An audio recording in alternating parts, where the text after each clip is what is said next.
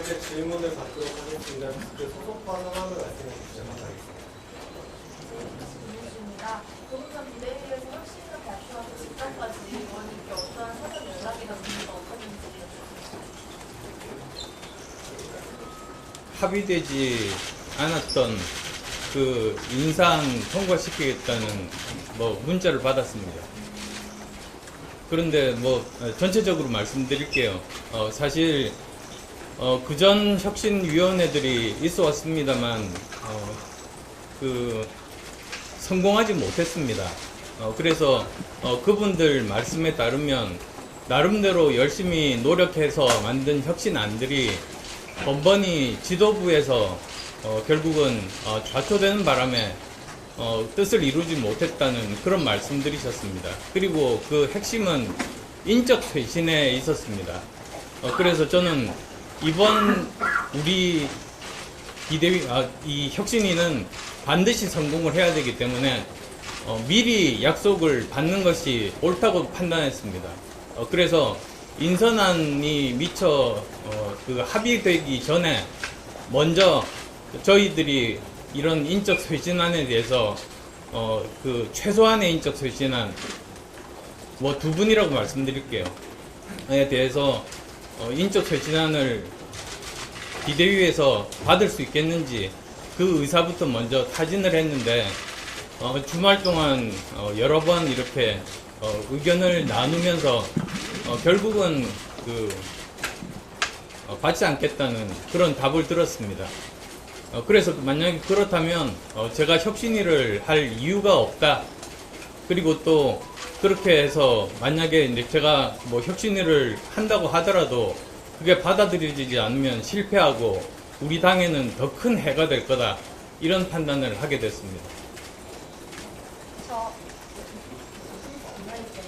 방금 말씀하신 인적 쇄신 대상 부분이 저희가 예상하는 그런 기술적으로 어떤 기술을 말씀하시는 지난 대선 기간 동안에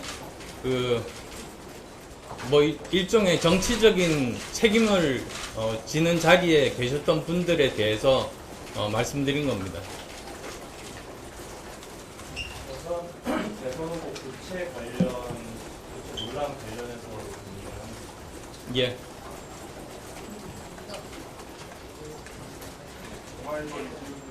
그럼 말씀하셨던 인적 쇄신 합의라는 게 이번 비대위 인선, 황영선이나 정책위장 이런 쪽은 그쪽이 아닙니다. 물론 또 따로 백서 TF를 만들어서 거기에서 사실관계 확인들이 다 이루어지겠죠. 근데 그 이전이라도 먼저 행동하는 모습을 보이고 사실관계가 나중에 백서를 통해서 밝혀지면서 어떤 분은 전혀 거기에 관여된 바가 없었다고 한다면 그러면 그분은 또 명예회복할 수 있는 것 아니겠습니까? 그런데 그 전에 중요한 것은 혁신위가 맨 먼저 국민들의 신뢰를 얻기 위해서는 저희들이 제시한 이 인적 청산에 대한 부분 그것이 먼저 행동으로 보여져야지 진정성을 의심받지 않을 수 있고 우리 당도 다시 살아날 수 있다 이렇게 판단했습니다.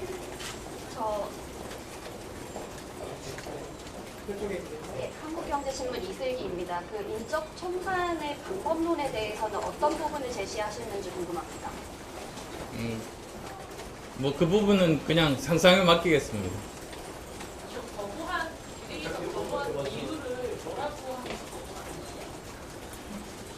그게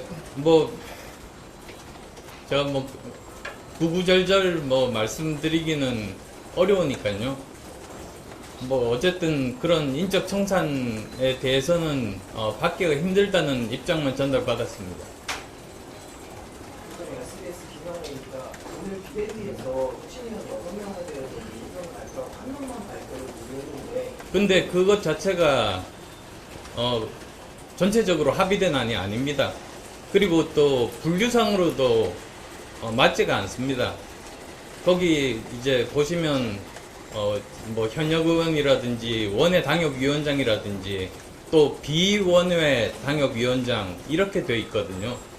근데 그거 자체가 합의된 안이 아닙니다.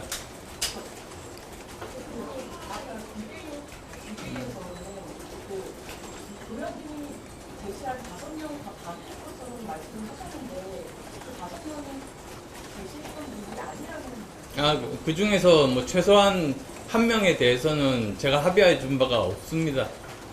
아마도 뭐 좋게 뭐 말씀드린다면, 제가 합의한 걸로 착각하신 것이 아닌가, 이렇게 생각합니다.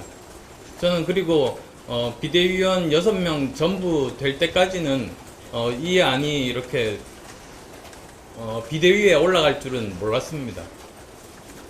혁신위원장은 사퇴를 하시는 거예요? 예, 그렇습니다.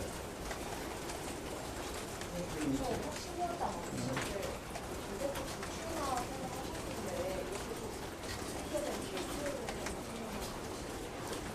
처음 혁신위원장을 맡았을 때, 당에서 거의 정권을 부여받았다고 생각했습니다. 근데 이제 구체적으로 안을 들어가 보니까, 그렇지 않았다는 걸 이제 이 대화 과정에서 알게 됐던 거죠.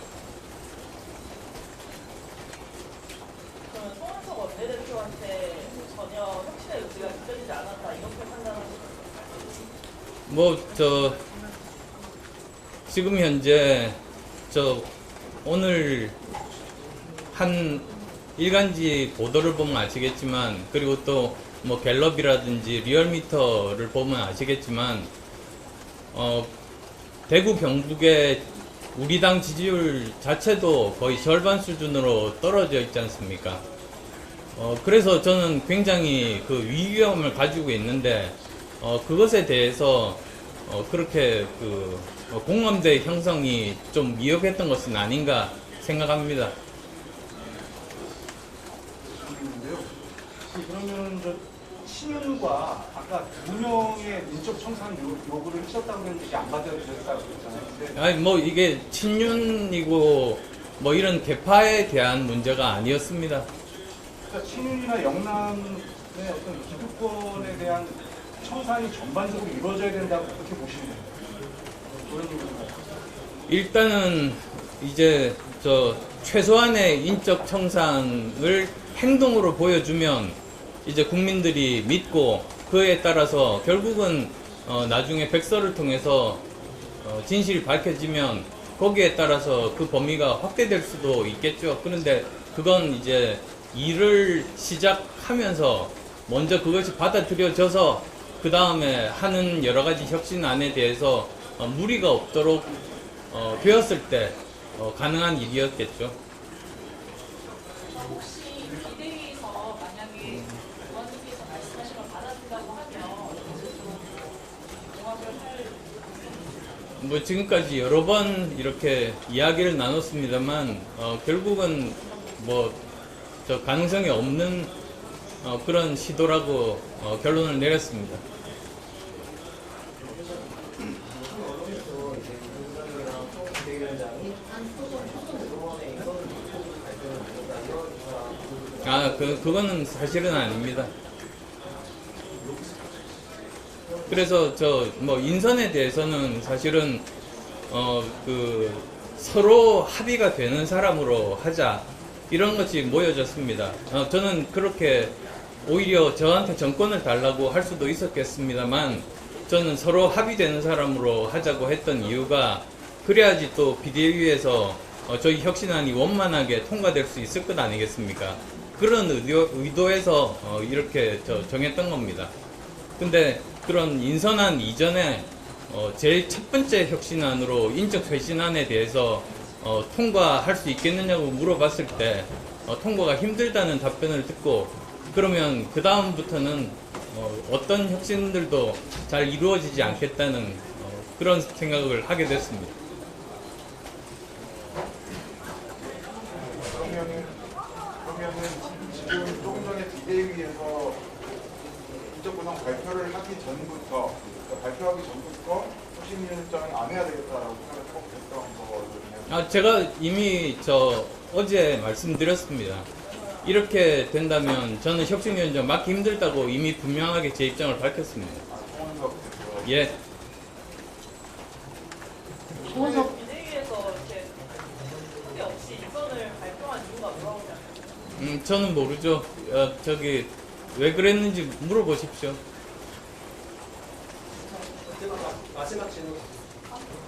인적 쇄신 의지를 계속 이어갈 생각입니까? 그건 지금 현재 많은 국민들이 지금 원하고 계시다고 생각합니다. 그런데 뭐 그 범위를 그렇게 아주 많이 확대할 생각은 없습니다. 그래도 정말 그 최소한의 인적 쇄신으로 계속 지속적으로 혁신하고 계속 국민들의 지지를 조금씩 받을 수 있는 그런 식의 혁신이 계속되어야 된다. 이건 끊임없는 과정이다. 이런 생각을 가지고 있습니다. 의원님, 그 인적 청신이 청사하는 부분이 구역에 대해서 한다는 부분이 이게 뭐 보면 출당을 시킨다는 그 정도의 의미로 보거든요. 뭐 그건 아까도 말씀드렸듯이 그냥 인적 청산이라는 말 속에 여러 가지 방법이 있으니까요. 아까 인적 청산의 호출과 부채 뭐 그런 식으로 여지를 주셨는데 그렇게 판정하신 이유가 있습니까? 응? 어떤요? 대선후보 부채와 관련해서 여지를 남겨주셨는데 그 분들로 한정한 이유가 없어서 우선은 지금 현재 사실 뭐 진실 규명하려면 시간이 걸리지 않습니까? 그런데 지금까지 혁신위들이 노력에도 불구하고 뜻을 못 이뤘던 가장 큰 이유가 거기서도 저와 마찬가지로 먼저 인적 정산으로 행동하는 모습을 보이고 그래야 국민의 신뢰를 얻고 그 다음부터 뭐 여러 가지 정말 그 많은 혁신안들이 통과될 수 있을 거라고 생각한 거죠. 근데 뭐 저도 마찬가지로 지금 현재 뭐 그 비대위에서 이 부분에 대해서 통과시킬 의지가 없었습니다. 여기까지만 하겠습니다. 저희 그럼 두 명의 그 인적 청산의 기준은 뭐였나요?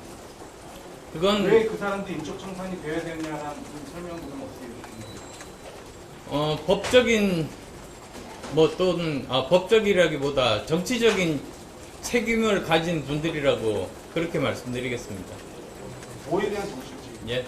여기까지만 하겠습니다. 의원님, 인적 청산 언제 제안하신 건지 혁신위원장 직후인지 아니면 그 전에 말씀하시는 직후에 말씀드렸죠. 여기까지만 하겠습니다. 감사합니다. 감사합니다. 감사합니다.